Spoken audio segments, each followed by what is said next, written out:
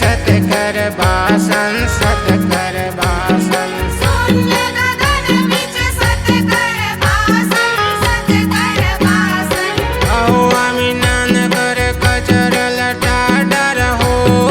मन कर कचरल टाडर हो अहो आम्ही मन कर कचरल टाडर हो मन कर कचरल टाडर हो चारों फुट कर चौका पुराय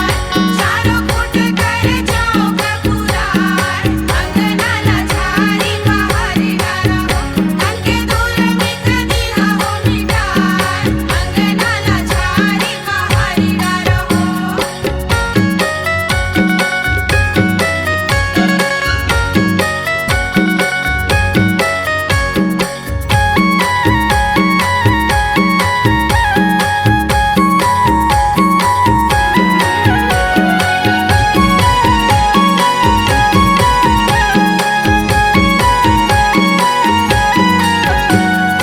आदि सृष्टि के झिलमिल चौका झिलमिल चौका आदि सृष्टि के झिलमिल चौका झिलमिल चौका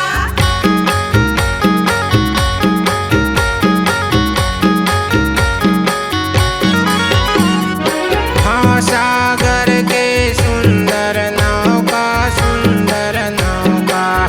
सागर के सुंदर नौका सुंदर नौका आओ आम्ही ज्योति कलशला बाडर हो ज्योति कलशला बाडर हो आओ आम्ही ज्योति कलशला बाडर हो ज्योति कलशला